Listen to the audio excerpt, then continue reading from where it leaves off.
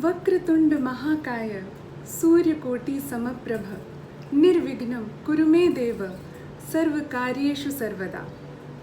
गणेश चतुर्थी के पावन पर्व को समर्पित आइए सुनते हैं आज की कहानी, जिसका शीर्षक है सूंड।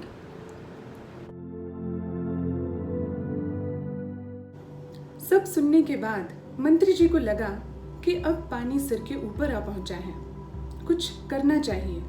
वे पिए के ऊपर बरस पड़े। अब तक ये बातें हमें बताई क्यों नहीं? गांव के गांव जलमग्न होने की बात है, हजारों गांव वासियों के विस्थापित होने की बात है। उनकी परेशानियों के बारे में कुछ अंदाजा भी है या नहीं? बांध की ऊंचाई बढ़ाने वाली मीटिंग मंत्री जी ने खुद बुलाई थी। आला अफसरों और ठेकेदारों के साथ रात भर पहाड़ के रेस्ट हाउस में नशे में नाचकर मंत्री जी ने ही कहा था कि कोई बात नहीं, गांव वालों को हम विस्थापित कर देंगे। सभी गांव वासियों की पुनः बसाहट का आश्वासन दिया गया था। हजारों सालों से माटी में गहराई तक जड़ जमाए वटवृक्षों की तरह संतुष्ट आदिवासियों को मिनटों में विस्थापित करने की बात हो रही थी। ताज्जुब की बात है कि मंत्री जी पहले गांव में ही रहते थे। अपनी जड़ों को काटकर शहर के चकाचौंध में जकड़े जाने के लिए आए ज्यादा दिन नहीं हुए हैं, फिर भी मंत्री जी गमले के पौधे की तरह सुरक्षित महसूस कर रहे हैं। पीए ने सोचा कि मंत्री जी को याद दिलाना चाहिए। साहब जी, आप ही ने तो। पीए ने कुछ कहना चाहा, लेकिन मंत्री जी समझ चुके थे। इसलिए पीए को बीच में ही रोककर कहा, तुम लोग किसी काम के नहीं हो, पांडे को बुला लो। पीए को लगा कि मामला वाकई संगीन है। पांडे जी से मंत्री जी की पहली मुलाकात गांधी जयंती के दौरान हुई थी। अपनी साख जमाने के लिए गांव में गांधी जी की प्रतिमा लगवाने की इच्छा मंत्री जी ने ही जाहिर की थी। ये काम पांडे जी को दिया गया था। पांडे जी ने अपने काम को बखूबी अंजाम दिया। 4-5 विश्वस्त लोगों के साथ गांव में डेरा डाला। देशी का भी आनंद लिया और ये महसूस किया गया कि देशी कमाल की चीज है। पलक झपकते ही नशा चढ़ जाता है। इतने जुल्म सहने के बाद भी आदिवासी लोगों का हार नहीं मानने का कारण शायद यही है। गांधी जी की प्रतिमा स्थापना के बारे में गांव वालों को बताया गया। मूर्ति राजधानी में तराशी जा रही है। गांधी जयंती के दिन काफी प्रचार प्रसार के साथ मंत्री जी ने प्रतिमा का अनावरण किया। कृष्णशिला से निर्मित जीवंत प्रतिमा। मंत्री जी ने पांडे जी की मुक्त कंठ से प्रशंसा की, लेकिन दूसरे ही दिन प्रतिमा गायब हो गई। गांव में हलचल मची। फिर कई दिनों तक सन्नाटा छाया रहा। झुंड के झुंड पुलिस आती जाती रही। राजनीतिक विरोधियों की तरफ शंका की सुई घूमती रही। गांव को नक्सली प्रभावित घोषित किया गया। गांव के जवान बेटों की हड्डी पसली एक कर दी गई। फिर भी प्रतिमा का पता नहीं चला। तब मंत्री जी ने पांडे जी से अंतरंग बातचीत की।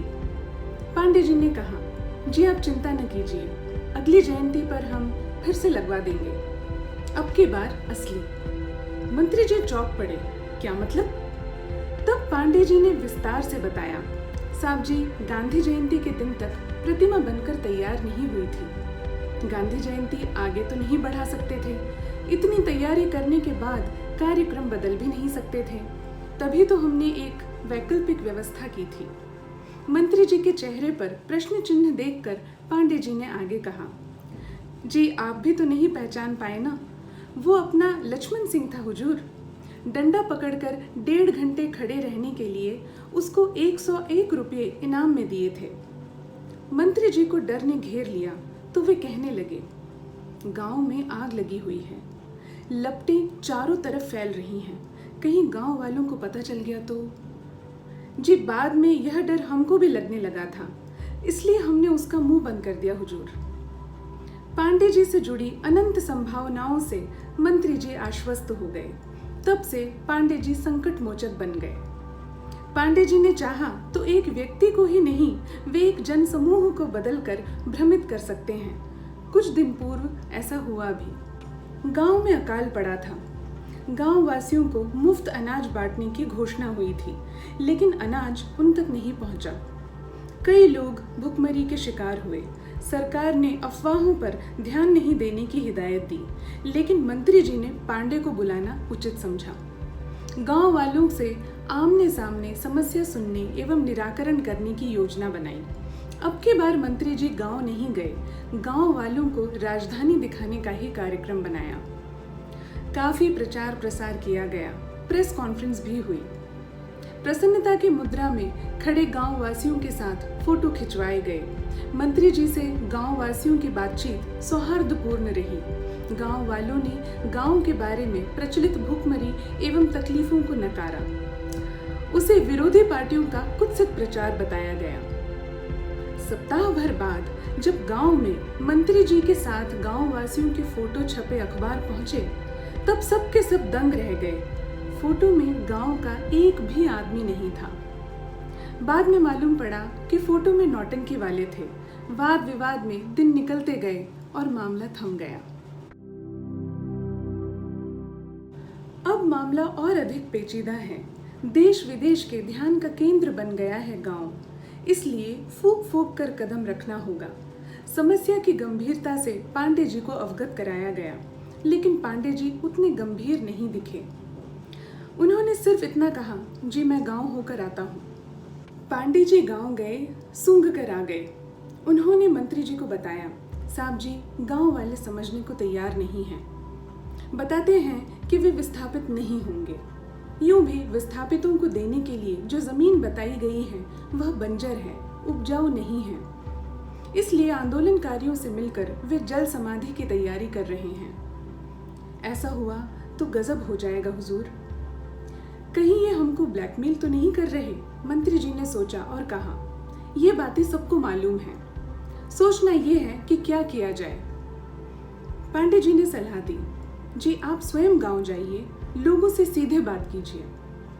मंत्री जी को यकीन हो गया कि पांडे उन्हें फंसाने के चक्कर में है।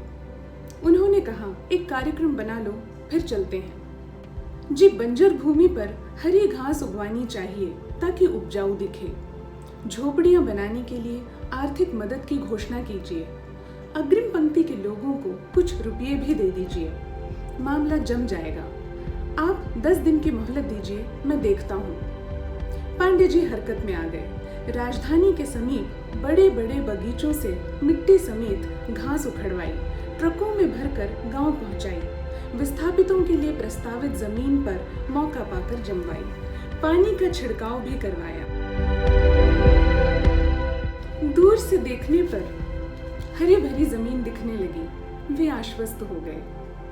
फिर गांव के मुखिया से मिलकर मंत्री जी को गांव में ठहराने की व्यवस्था की। मुखिया के कंधों पर बंदूक तानकर समस्या से निपटने की तैयारी की गई थी। मंत्री जी को सब अच्छा लगा। मुखिया के परिवारजनों से अपनापन जताने के लिए मंत्री जी ने नाते पोतों से हालचाल पूछा। एक नाते तो चित्रकारी में व्यस्त था।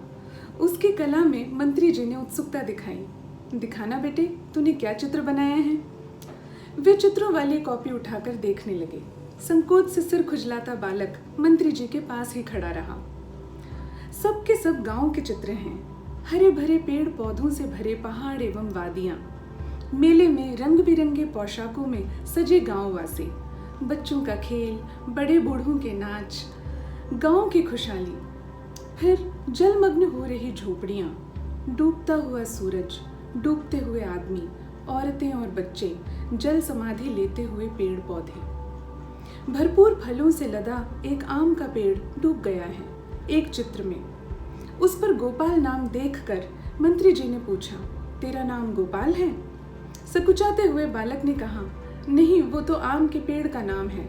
दादाजी ने पेड़ों को अलग अलग नाम दे रखे थे। सब के सब डूब गए। अगला चित्र एक बरगद का था। शाखाओं से जड़ें और जड़ों से फिर शाखाएं। बरगद का पेड़ पूरे गांव में फैल रहा था। शाखाओं से निकली जड़ जमीन के समानांतर लंबी होती जा रही है चारों तरफ। इस विचित्र भावना पर मंत्री जी हंस पड़े और उन्होंने बालक से पूछा, ऐसा क्यों? ये जड़ें नीचे क्यों नहीं जा रही? बालक ने कहा, ये दादाजी का गणेश है। दादाजी कहा करते थे कि गणेश जी कुकर्म करने वालों को सूंड से जकड़ते हैं। ये जड़ें भी सूंड बनकर बांध बनाने वालों को समेटेंगी और फिर सबको साथ पकड़कर जल समाधि लेंगी। मंत्री जी को और आगे देखने की हिम्मत नहीं हुई। कॉपी बालक को देते हुए कहा, अच्छे चित्र हैं, बनाते रहो। गांव का अंधेरा भयानक लगा। मंत्री जी ने पांडे को बुलाना चाहा, लेकिन पांडे नदारद। चारों तरफ अंधेरा ही अंधेरा। अंधेरे में सूंड छिपी हुई थी। सूंड में जकड़े जाने का सपना देखकर उनकी सांसें फूल गईं। अजीब आवाज सुनकर जब पीए ने देखा तो मंत्री जी पसीने से तर होकर कांप रहे थे। फिर सब कुछ आवेग से हुआ और दिन निकलने से पहले ही राजधानी के अस्पताल में गहन चिकित्सा कक्ष में बेहोशी की हालत में मंत्री जी भर्ती कर दिए गए।